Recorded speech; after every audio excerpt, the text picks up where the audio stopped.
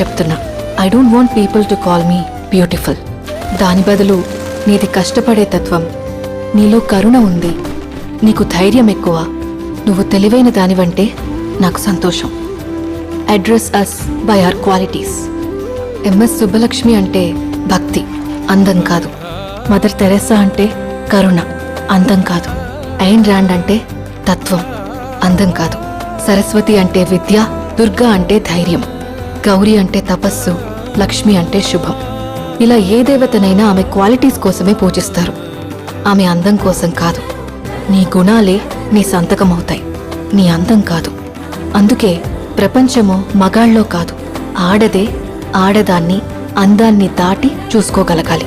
అలా అందాన్ని దాటి చూస్తే ఆడదానిలో ఒక సముద్రమే కనపడుతుంది, గుణాలతో నిండిన ఒక దేవతే దర్శనమిస్తుంది. So seek for the goddess.